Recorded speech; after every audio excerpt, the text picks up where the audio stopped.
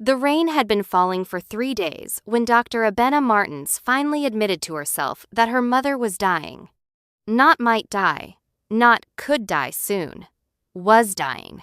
Present tense. Happening now, in the small bedroom at the end of the hall where the wallpaper still showed faded roses from Abena's childhood. She sat at the kitchen table of her childhood home, staring at the stack of bills she could no longer pretend to organize. Medical invoices, pharmacy receipts, a second mortgage statement with late fees highlighted in red. The funeral home estimate she had requested 2 weeks ago, when her mother could still smile, still pretend they were not both watching the same slow countdown. Outside, Millbrook looked exactly as it had when Abena left for medical school 8 years ago. Population 3,000, 1 main street, 2 stoplights, a diner that closed at 7. The kind of town people left and rarely came back to, unless something pulled them home. For Abena, that something had been a phone call 4 months ago. Her mother's voice, thin and careful, saying the words neither of them wanted to hear. Stage 4. Inoperable. 6 months. Maybe less. Abena had packed her apartment in Seattle in 2 days. She quit her residency at the hospital, ignored the concerned looks from her colleagues, and drove the 15 hours back to Millbrook without stopping, except for gas. She arrived to find her mother sitting in the same kitchen chair, wearing the same blue cardigan, looking 20 pounds lighter than Abena remembered. That had been June. Now it was October, and the house smelled like medication, and boiled vegetables, and the particular quiet that comes when someone is trying very hard not to make noise. Abena rose from the table and walked down the hall. Her mother was awake, eyes fixed on the ceiling, breathing shallow and deliberate. She turned her head when Abena entered. "You should eat something," Abena said, though they both knew eating had become more ritual than necessity.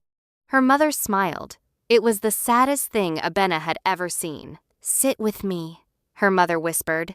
Abena sat in the chair beside the bed, the same chair she had occupied for 100 nights now, reading aloud when her mother could not sleep, holding her hand when the pain became too much for silence. "I want you to promise me something," her mother said. Abena felt her throat tighten. "Mom, promise me you will not spend your whole life taking care of everyone else." Abena looked away. Through the window, she could see the neighbor's porch light, a small bright point in the gray afternoon. "I mean it, Abena.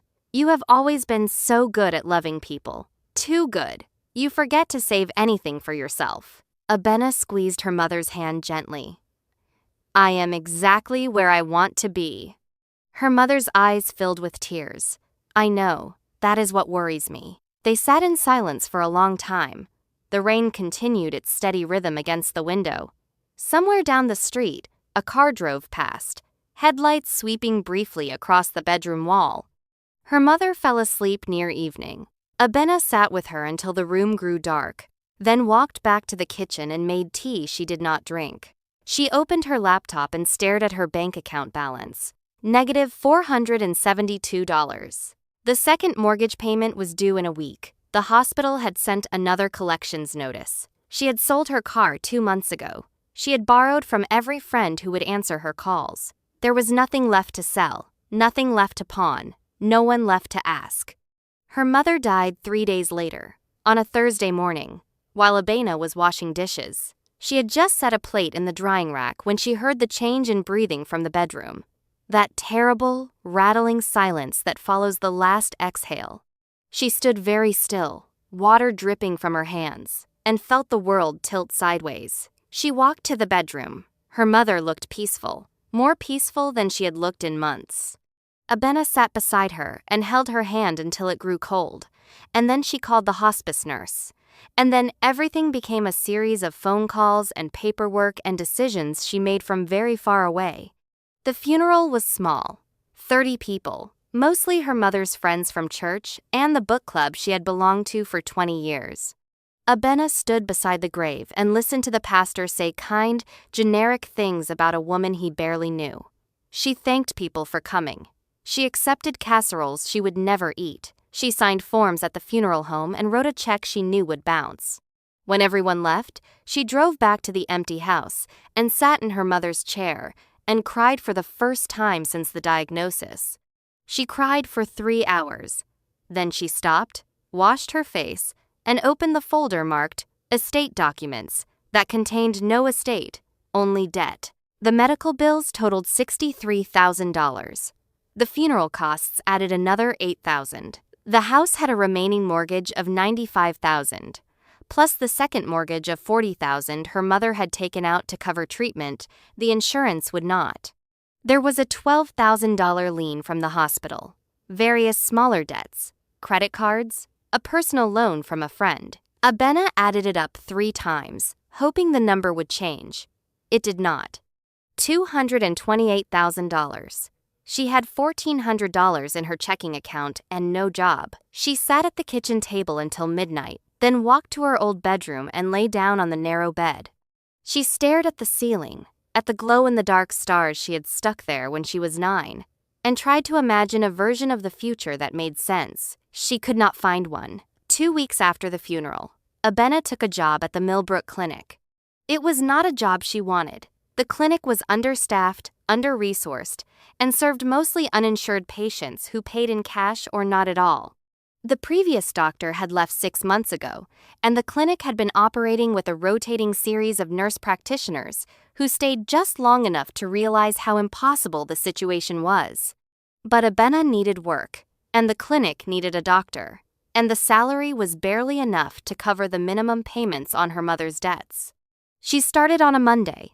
By Wednesday, she had treated 2 diabetic crises, 1 farming accident, a teenager with appendicitis who needed immediate transfer to the county hospital, and 17 cases of flu. She worked 12-hour shifts and came home to the empty house and heated whatever casserole was oldest in the freezer.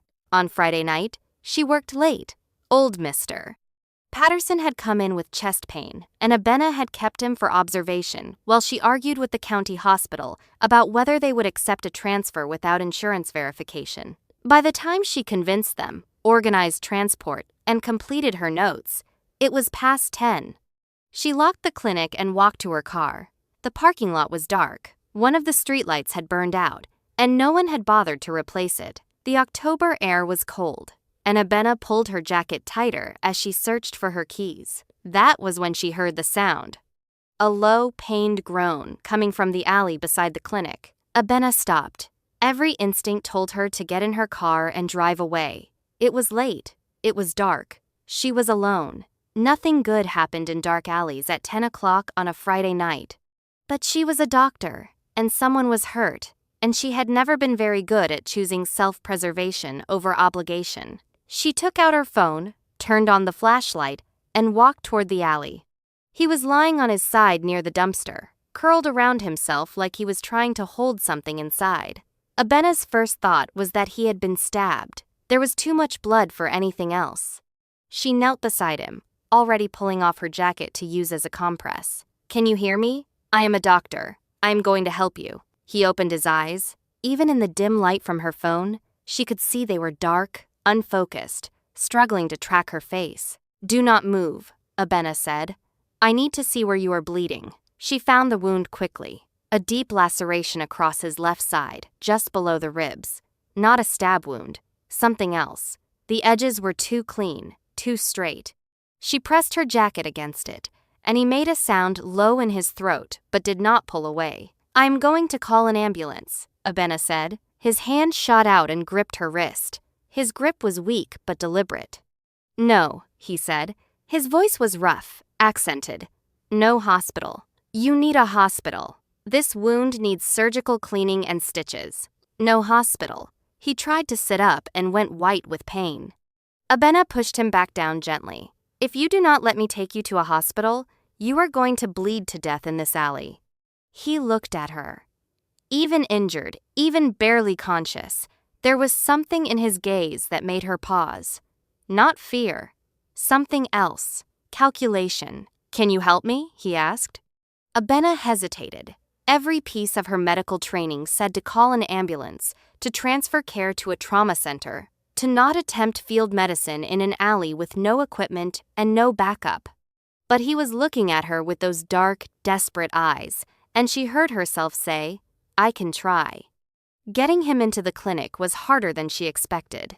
He was tall, maybe 6 feet, and muscular in the way that suggested deliberate training rather than casual fitness. He tried to walk on his own and made it 3 steps before his legs gave out. Abena caught him, or tried to. They both ended up against the brick wall, his weight pressing her shoulder into the rough surface. "I am fine," he said, which was possibly the least convincing statement Abena had ever heard. "You are actively bleeding. You are not fine. Put your arm around my shoulders." He did.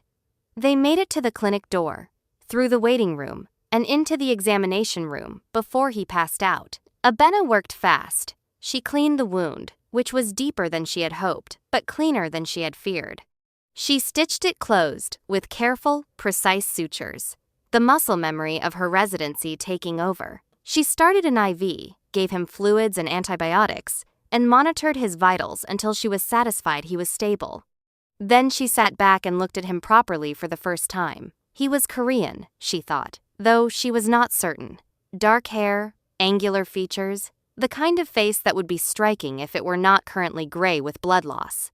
He was wearing expensive clothes, or what had been expensive before they were torn and soaked with blood. No wallet, no phone, no identification. Abena checked his pulse again, then his pupils.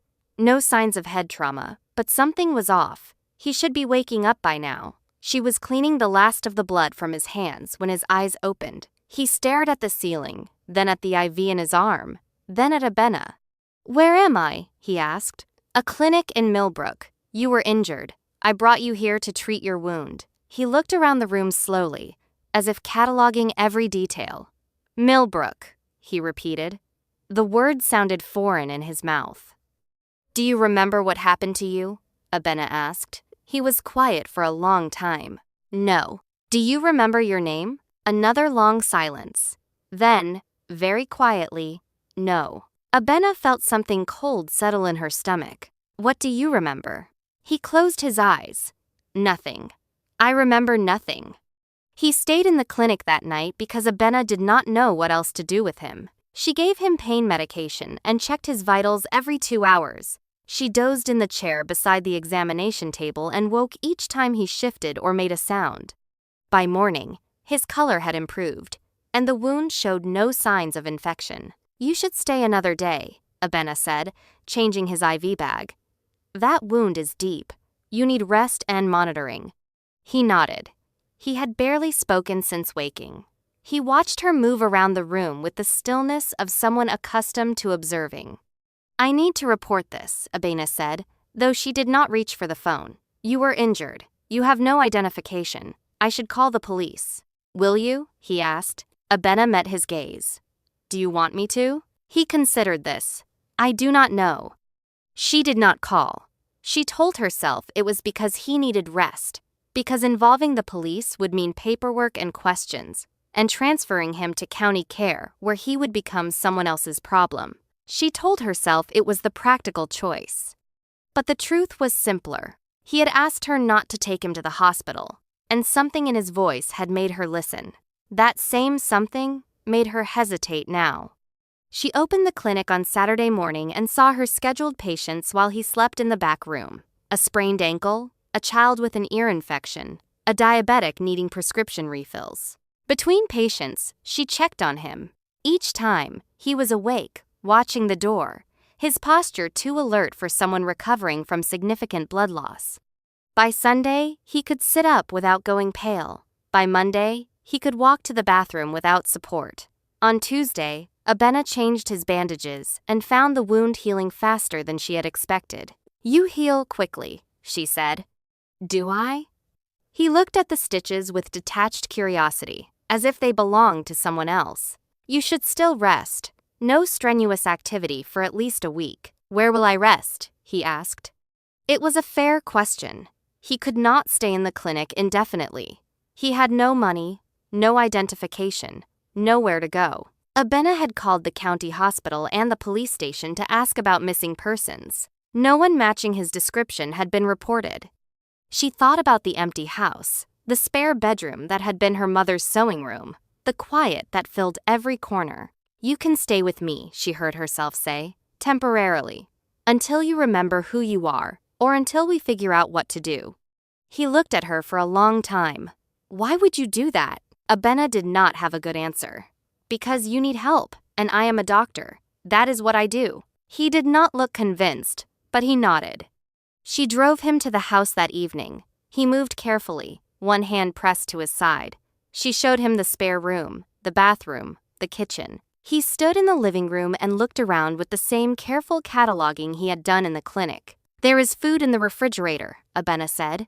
Help yourself to anything. The shower works, but the water takes a minute to warm up. If you need anything, thank you, he said quietly. Abena nodded and left him there. She went to her own room and sat on the bed and wondered what she had just done. She had brought a stranger into her home, a stranger with no memory, no identification, and a wound that suggested violence. She knew nothing about him except that he was hurt and alone and had looked at her with desperate eyes in a dark alley. Her mother would have said she was too trusting. Her friends from medical school would have said she was reckless. Both would have been right. But Abena had spent 4 months watching her mother die, 2 weeks drowning in debt, and every day since feeling like she was walking through her own life at a distance. The stranger in her spare room was a problem she could solve, a patient she could help, a distraction from the crushing weight of everything else. So she let him stay. The first week was strange. He was quiet. He moved through the house like he was trying not to disturb anything, as if his presence was an imposition he needed to minimize. He woke early, before Abena, and she would find him in the kitchen with coffee already made, sitting at the table with his hands wrapped around the mug. You should not be making coffee, Abena said the third morning. You are supposed to be resting. I am resting, he said. I am sitting. She poured herself a cup. How is your side? Better. Let me check it after breakfast. He nodded. They ate in silence, the kind of silence that was not uncomfortable, just empty of necessary words. Abena checked his wound every day. It was healing cleanly, the edges knitting together faster than seemed natural. She changed the dressing and noted his vitals, and tried not to think about how strange it was to have someone else in the house. He did not ask questions about himself. He did not seem anxious about his missing memory. He simply existed in the space she had given him, patient and watchful. On the 5th day, she came home from the clinic to find the kitchen clean. Not just clean organized, the dishes washed and put away, the counters wiped down, the floor swept, the trash had been taken out, the recycling sorted. She found him in the living room, reading one of her mother's old books. You did not need to clean, Abena said. He looked up.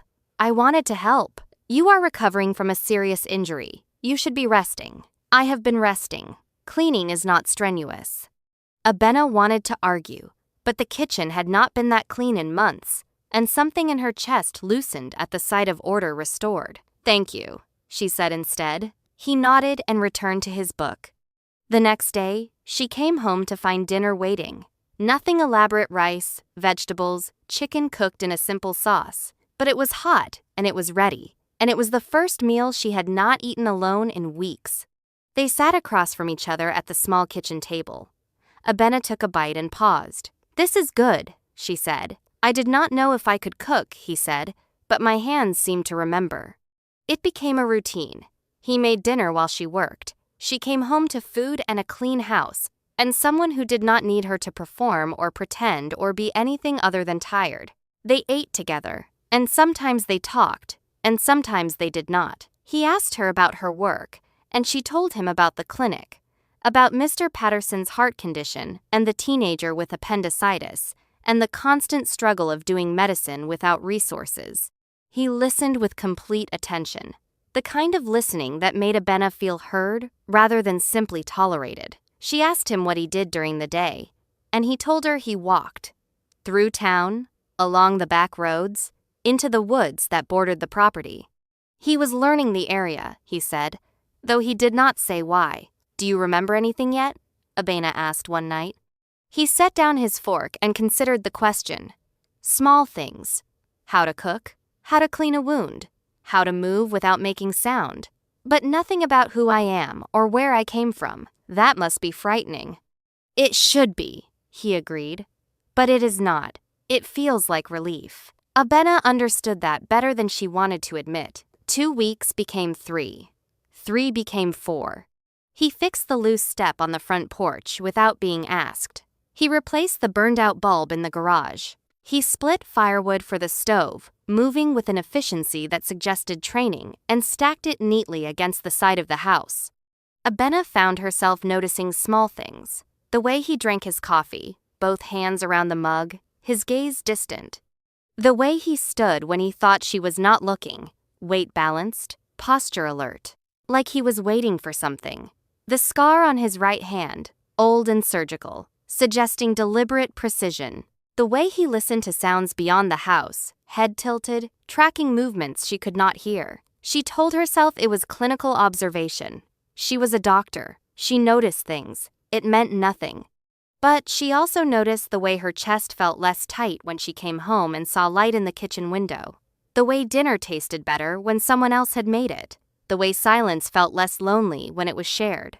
One Saturday, she was working in the small garden behind the house, pulling weeds from the neglected flower beds her mother had loved. He came outside and knelt beside her without speaking. Together, they cleared the beds and trimmed the overgrown bushes, and raked the leaves into neat piles. When they finished, Abena sat back on her heels and looked at the garden. It was not beautiful yet, but it was cared for, tended. The sight of it made her throat tight. "My mother planted these roses," she said, gesturing to the bare canes along the fence. "She used to say they were stubborn. They would bloom even when everything else died." He looked at the roses, then at Abena. "She sounds like she was strong." She was. "She was the strongest person I knew. You are like her," he said quietly. Abena shook her head. "I am not. I am just trying not to fall apart. That is what strength is," he said, continuing when everything tells you to stop. She looked at him. He was watching her with those dark eyes, and for the first time, she saw something other than careful observation. She saw understanding, recognition. "Thank you," she said. He nodded and stood, offering her his hand. She took it. His grip was warm and steady, and he pulled her to her feet with easy strength. They walked back to the house together, and Abena tried not to think about how natural it felt, how right to have him beside her. That night, after dinner, they sat in the living room. Abena was reading a medical journal, and he was looking through a book on Korean history she had borrowed from the library. He paused on a page and went very still. "Do you recognize something?" Abena asked. He pointed to a photograph. "This place. I think I have been here." Abena leaned over to look. It was a temple in Seoul, traditional architecture against a modern skyline. "Does it help you remember?" He closed his eyes. Images, fragments, not enough to make sense. "It will come back," Abena said, though she was not sure she believed it. He set the book down. "What if it does not? Then we figure out what comes next." "We?" he asked. Abena hesitated. "You cannot stay here forever. Eventually, you will need to decide what you want to do, where you want to go. And if I want to stay?" The question hung in the air between them. Abena felt her pulse quicken. "Why would you want to stay?" she asked carefully. He looked at her directly. "Because I am content here. Because I wake up without dread. Because when I cook dinner, I know someone will eat it. Because you do not ask me to be anything other than what I am." Abena could not breathe. "You do not even know what you are." "I know that I am someone who makes you dinner," he said. "I know that I am someone who fixes broken steps and splits firewood and sits with you in comfortable silence. I know that when you come home tired, I want to make things easier for you. Is that not enough?" "For now," Abena said quietly. "But what happens when you remember? What if you have a family, a life, people looking for you?" "Then I will deal with that when it happens," he said. "But now, here, this is enough." Abena wanted to argue. She wanted to tell him it was not enough, that memory loss did not erase obligation, that he could not just decide to stay in her small town and her small life. But she did not say any of that, because she was terrified he might agree. Instead, she said, "Your wound is healed enough to remove the stitches. Come to the clinic on Monday." He nodded, and they did not speak of it again. She removed his stitches on Monday afternoon. The scar was clean, already fading to a thin pink line. In another few months, it would be barely visible. "You are healing well," Abena said, stepping back. "No restrictions. You can do whatever you want." "Thank you," he said, "for everything." Abena cleaned up the medical supplies and tried to ignore the weight of finality in his voice. "You are welcome." That evening, he made her favorite meal, stir-fried vegetables with ginger and garlic, rice cooked perfectly. They ate and washed dishes side by side, and Abena felt the fragile peace of the last month settling around her like a blanket. She went to bed content, for the first time since her mother died.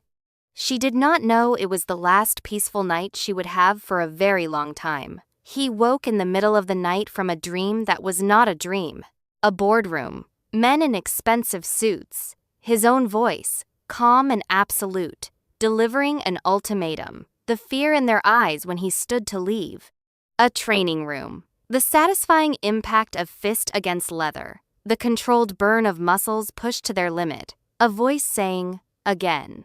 A phone call, a name he recognized as his own, instructions delivered in clipped syllables, confirmation of a transfer, a shipment, a deal that would move millions. Blood, not his own. Someone crumpled on the ground, his hands clean despite what they had just done. The methodical disposal of evidence, the drive home in silence. He sat up in the dark bedroom, heart pounding, and knew. His name was Min-jun Park. He was 34 years old. He was the youngest executive director of the Seoul Syndicate, the organization that controlled shipping, real estate, and information across 3 continents. He had built his reputation on precision, ruthlessness, and the absolute certainty that he would do whatever was necessary to achieve his objectives. He had enemies, powerful ones, men who wanted him dead, who had sent assassins, who had failed twice before. The wound in his side had been the 3rd attempt. He had escaped, barely, and driven until the blood loss made him pull over. He did not remember stopping in Millbrook. He did not remember the alley, or the clinic, or the woman who had saved his life. But he remembered now. He sat in the darkness of the small bedroom, in the quiet house, and felt the weight of his life crash down around him. He had responsibilities, assets to manage, operations to oversee, people who depended on his leadership. He had been missing for over a month. By now, his second-in-command would have assumed control, would be consolidating power, would be making decisions that could not be unmade. His enemies would be circling, sensing weakness, preparing to strike. He needed to return. He needed to restore order. He needed to eliminate the threat that had followed him here. But first, he needed to protect Abena. The thought came automatically, instinctively, and he understood then that the month he had spent in this house had changed him more than he wanted to admit. He did not remember meeting her, but he knew her now. The way she drank her coffee too hot and too fast in the morning. The way she fell asleep reading in her chair after long shifts. The way she spoke to her patients with gentle firmness, refusing to let them minimize their symptoms or delay necessary care. The way she carried grief like a stone in her pocket, never setting it down, but never letting it stop her from moving forward. He knew that she worked too much and slept too little, that she paid her bills the day they arrived and skipped meals when money was tight, that she had given up everything to care for her mother, and then given up everything again to stay afloat in the aftermath. He knew that she had saved him not because she knew who he was, but because she was incapable of walking past someone in pain. And he knew, with absolute certainty, that his presence in her life had put her in danger. If his enemies had tracked him to Millbrook, they would eliminate anything connected to him. They would not hesitate. They would not show mercy. Abena's only protection had been his amnesia. The fact that he genuinely had not known where to run, where to hide, whom to contact. But now he knew, and that knowledge made her a liability. He had to leave. He had to draw the danger away from her, to make it clear that she meant nothing to him, that she had been a temporary convenience and nothing more. His enemies needed to believe he had discarded her, so they would discard her too. It was logical. It was necessary. It was the only way to keep her safe. It was also a lie. Abena meant something to him, more than he had thought himself capable of feeling. The quiet routine they had built, the shared meals and comfortable silences, the feeling of waking up to a life that was smaller and simpler, and somehow more real than anything he had known before it mattered. She mattered. But his feelings were irrelevant. What mattered was keeping her alive. Min-jun rose from the bed and began to pack. He owned almost nothing, a few borrowed clothes, the book on Korean history Abena had given him. He left the book on the nightstand. He dressed in the dark, moving silently, years of training taking over. He walked through the house one last time. The kitchen where he had learned to cook. The living room where they had sat in the evenings, reading in parallel silence. The small garden they had cleared together, the roses waiting for spring. He stopped outside Abena's bedroom. Her door was ajar, and he could see her sleeping, one hand tucked under her pillow, her face peaceful in the dim light. He wanted to wake her, to explain. To tell her that leaving was not a choice, but a necessity. That staying would destroy her, and he would not do that, no matter how much he wanted to remain. But waking her would be selfish. It would be asking her to absolve him of a decision she could not change. It would be putting his need for closure above her need for safety. So he did not wake her. He walked to the front door, let himself out, and disappeared into the night. Abena woke to an empty house. She knew before she checked. The silence was different, heavier. She walked to his room and found the bed made, the borrowed clothes folded neatly on the dresser, the book on the nightstand. No note, no explanation, no goodbye. She stood in the doorway and felt something crack inside her chest. She had known this was coming. She had known he would leave eventually, when his memory returned or when he grew restless, or when he realized that her small life had nothing to offer him. She had prepared herself for it, or thought she had, but preparation was useless against the hollow ache of walking into the kitchen and finding no coffee made, no breakfast cooking, no one sitting at the table with quiet eyes and steady hands. She went through the motions of her day. She showered, dressed, drove to the clinic. She saw patients. She wrote prescriptions. She sutured a laceration and diagnosed a kidney infection and counseled a teenager about safe sex.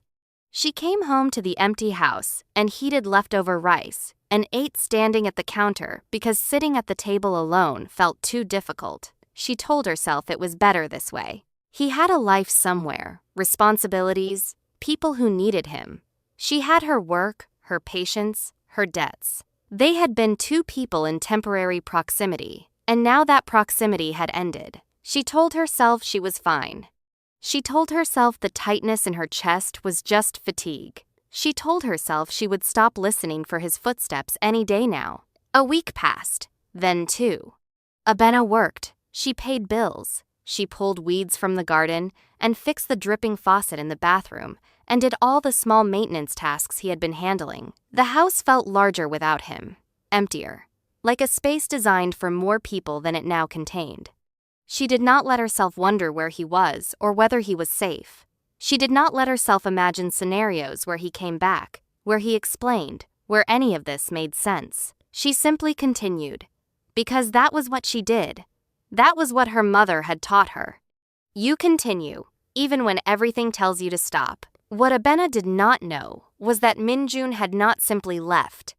Before disappearing, he had made one phone call to his most trusted operative, a woman named Ji-woo, who had served as his head of security for 6 years.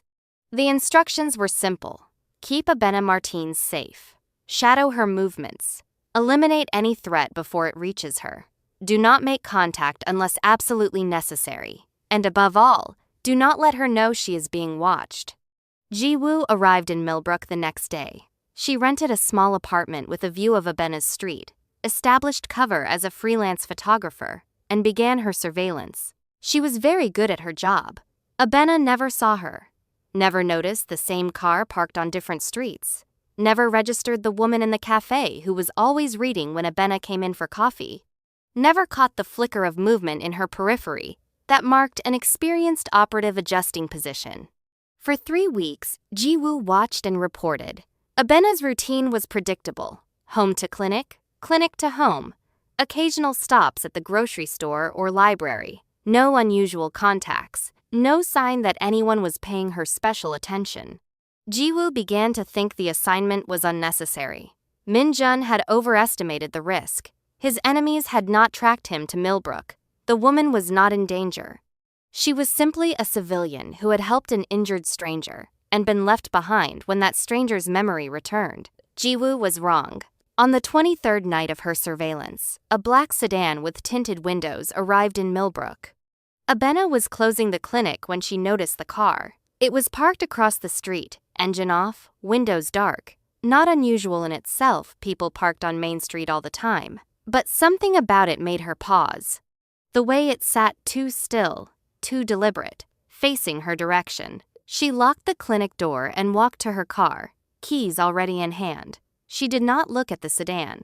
She had learned, from years of walking hospital corridors late at night, that the best defense was confident movement. Act like you belonged. Act like you had somewhere to be. Do not show fear. She drove home. In her rearview mirror, she saw the sedan pull out behind her. Her heart began to pound. She told herself it was coincidence. Millbrook had one main road. Everyone used it. The car would turn off at any moment. It did not turn off. It followed her through town, maintaining a careful distance, its headlights steady in her mirror. Abena's hands tightened on the wheel. She considered driving to the police station, but it was 20 minutes away, and she would have to pass her house to get there. She considered calling 911, but what would she say? A car is following me. Maybe. I think. She turned onto her street. The sedan turned with her. Abena pulled into her driveway and grabbed her phone. She had her finger on the emergency call button when the sedan drove past and disappeared around the corner. She sat in her car, breathing hard, telling herself she was being paranoid. Stress and loneliness were making her imagine threats that did not exist. But she checked all the locks twice before going to bed. The next morning, the sedan was parked 2 houses down from hers. Abena saw it when she left for work. The same black car, the same tinted windows, empty, as far as she could tell, but its presence made her skin crawl. She drove to the clinic and tried to focus on her patients. But between appointments, she found herself checking the parking lot, looking for the sedan. It appeared at noon, parked across the street, precisely where it had been the night before. Abena called the police. The dispatcher was sympathetic but unhelpful. Had the car threatened her? Had anyone approached her? Had she seen the driver? No, and no. Without a specific threat, there was nothing they could do. They would send a patrol car past her house that evening, the dispatcher said. If she saw anything suspicious, she should call back immediately. Abena hung up and tried to ignore the cold weight settling in her stomach. She finished her shift and drove home as the sun set. The sedan followed, not even pretending to be subtle now. It stayed 3 car lengths back, matching her speed, turning when she turned. Abena's hands shook on the wheel. She thought about driving somewhere public, somewhere with people, and lights, and witnesses. But where? The diner would be closed by now. The gas station on the highway was 15 minutes away, and the sedan would follow her there too. She pulled into her driveway and ran to the front door, key already out. She unlocked it, stepped inside, and slammed it behind her. She turned the deadbolt and the chain lock and pressed her back against the door, breathing hard. Through the window, she saw the sedan park at the curb in front of her house. Abena grabbed her phone and dialed 911. "There is a car outside my house," she said when the dispatcher answered.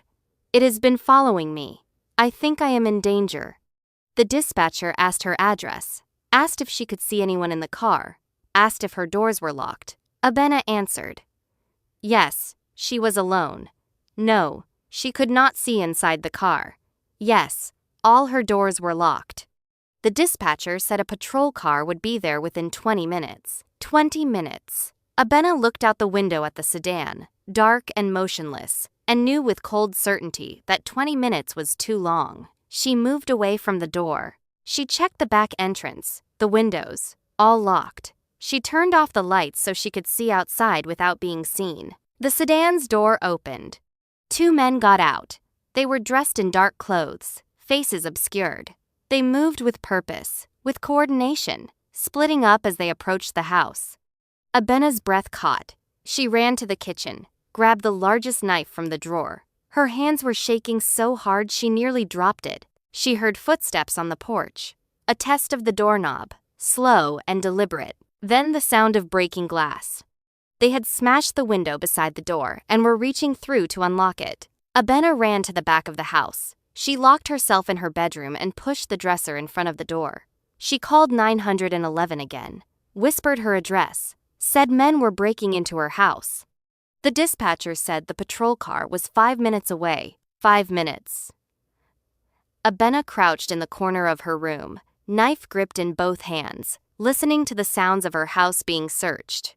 Footsteps in the living room, doors opening and closing, furniture being moved. They were methodical, efficient. They knew what they were doing.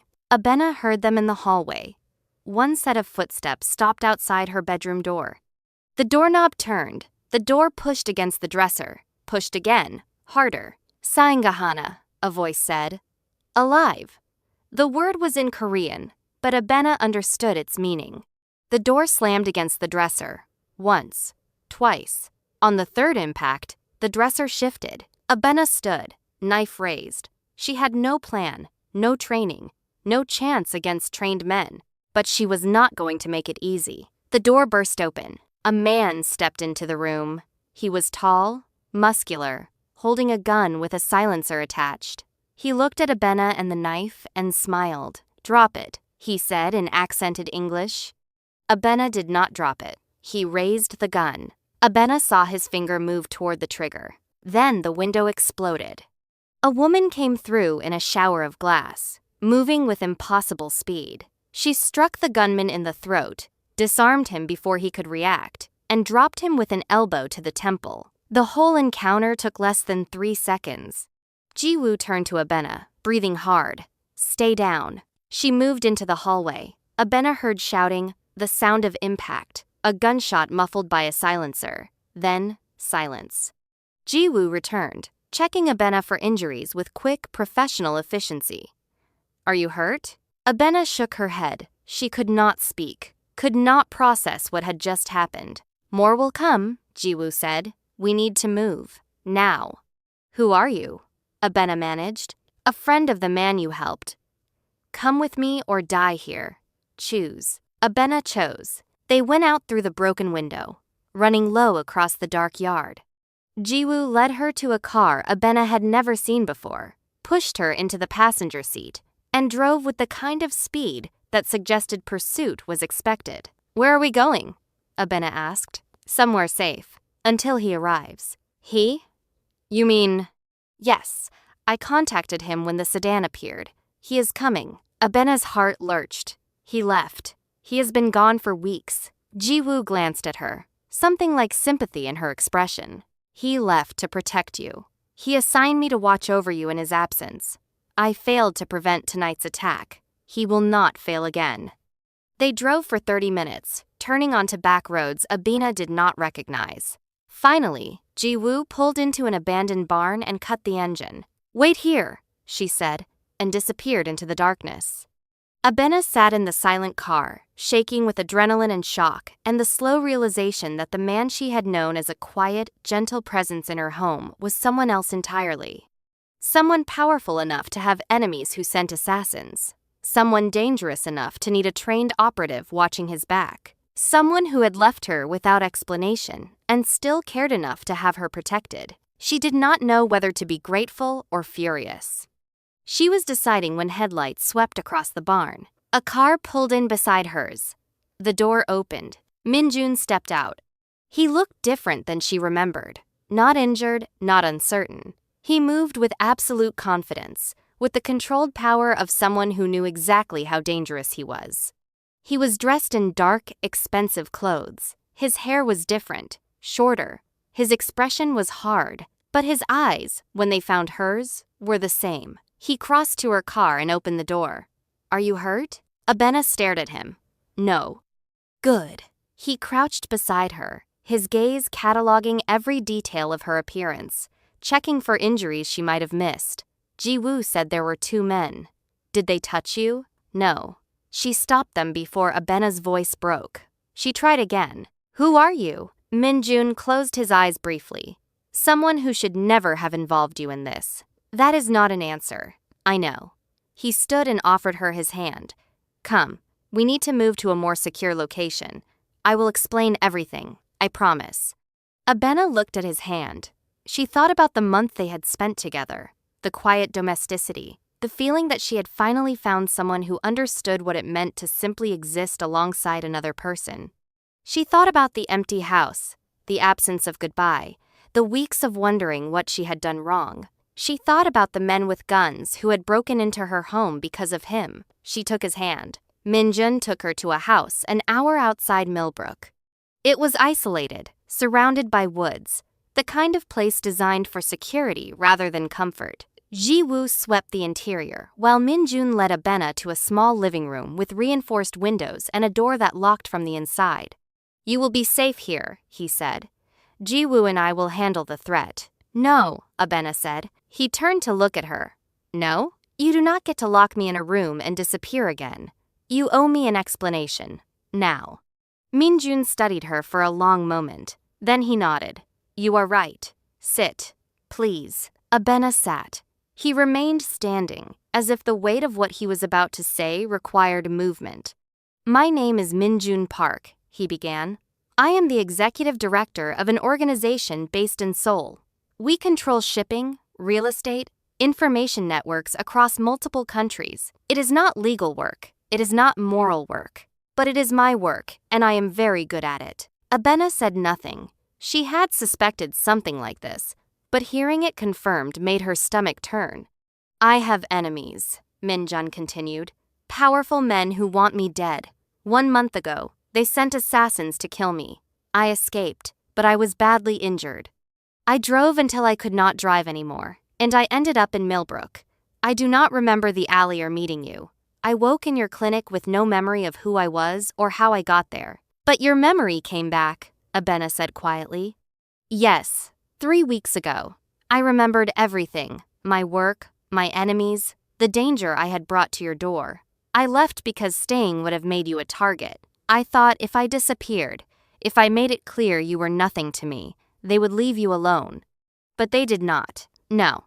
They found evidence I had been in Millbrook. They assumed you were important to me. They came to eliminate you. Minjun's hands clenched at his sides. I assigned Jiwoo to protect you, but I underestimated how quickly they would move. For that, I am sorry. Abena absorbed this. So, what happens now? You eliminate this threat, and then what? You disappear again? Minjun met her gaze. I do not know. That is not good enough, Abena said, and felt something inside her crystallize into anger. You do not get to decide what is best for me without asking me. You do not get to leave without saying goodbye because you think it will keep me safe. I am not a child, and I am not fragile. I have spent my whole life taking care of other people, making sacrifices, putting myself last. I am done with that. Abena. I am not done, she said, standing. You lived in my home for a month. You cooked me dinner and fixed my porch and sat with me in the evenings and made me believe I was not alone anymore. Then you left like none of that mattered, like I did not deserve even a conversation. Do you have any idea how that felt? Minjun's expression cracked. I thought I was protecting you. By lying? By running? By making choices for me? Yes, he said simply. Because the alternative was watching you die because of me. Abena stepped closer to him. Then let me choose. Tell me the truth about what my life will look like if you stay in it. Tell me what I am choosing. Minjun looked at her for a long moment. If I stay, you will always have protection, always have security, but you will also always be at risk. My enemies will see you as leverage. Every time I make a decision that angers someone powerful, you will be a potential target. You will have to live with guards and safe houses and the knowledge that being with me makes you vulnerable. Okay, Abena said. Okay, what else? Minjun hesitated. I am not a good man, Abena. I make decisions that hurt people. I operate in moral gray areas where the right choice is the one that achieves my objectives. I cannot change that. It is who I am. I know who you are, Abena said. I know you have done things I would not approve of. I also know you spent a month in my home being gentle and kind and thoughtful. I know you made me coffee and cleaned my kitchen and listened when I talked about my patients. I know you looked at me like I mattered. Which version is real? Both, Minjun said quietly. I am both. Then I choose both. He shook his head. You do not understand what you are choosing. Yes, I do. I am choosing someone who will make me dinner and argue with me about whether I am working too hard. I am choosing someone who knows what it means to carry responsibility and does it anyway. I am choosing someone who left to protect me and came back when I needed him. Abena reached out and took his hand. I am choosing you, if you want to be chosen. Minjun's fingers tightened around hers. I want that more than I have wanted anything in a very long time. But Abena, I cannot promise you safety. I cannot promise you peace. I do not need those promises. I need honesty. I need you to stop making decisions for me. I need you to trust that I am strong enough to handle the truth. You are the strongest person I know, Minjun said. That is what terrifies me. Abena smiled, and it was tired and real and full of understanding. Good. We should both be a little terrified. It will keep us careful. He pulled her closer, slowly, giving her time to pull away. She did not pull away. When he kissed her, it was gentle and deliberate, and tasted like coming home. They stayed in the safe house for 3 days, while Minjun and Jiwoo dealt with the threat. Abena did not ask for details. She did not want to know exactly how they eliminated the men who had come for her, or what messages were sent to ensure no one else would follow. She understood that there were parts of Minjun's life she would never fully see, and she made her peace with that. What mattered was that he came back each evening, sometimes tired, sometimes distant, but always back. He would find her wherever she was reading in the small library, cooking in the kitchen, standing on the porch watching the woods, and he would stand beside her in silence until she reached for his hand. On the 3rd day, he told her it was finished. Your house was damaged in the attack, he said. I have people repairing it. New windows, new locks, security system. It will be ready in a week. Thank you, Abena said. What about you? Will you go back to Seoul? Minjun was quiet for a long time. I need to return temporarily, to stabilize operations, to ensure my absence has not created vulnerabilities. But I will come back. Promise? I promise. And when I return, we need to discuss what our life will look like, where you want to be, what you need to feel safe. Abena considered this. I need to keep working at the clinic. Those patients need me, and I need the work. I cannot be someone who sits in a safe house waiting for you. I know, Minjun said. We will arrange security, discreet, but present. And when you are in Seoul, you could come with me. Or I could come back every month. Or we could find somewhere between your world and mine. He took her hand. I do not have all the answers, Abena, but I know I want to build a life that includes you. However, that needs to look. Abena leaned against him, and he wrapped his arm around her shoulders. They stood like that, watching the sunrise through the trees. And Abena thought about the future. It would not be easy. It would not be simple.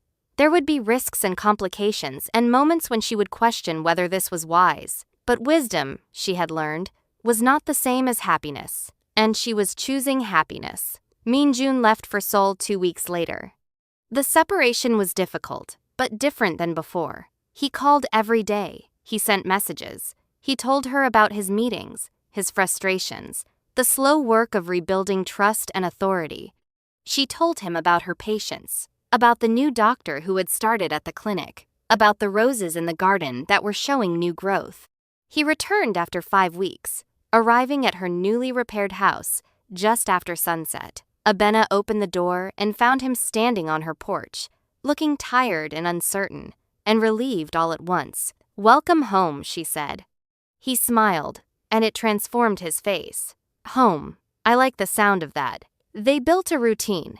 He spent 3 weeks a month in Millbrook, working remotely when possible, traveling to Seoul when necessary.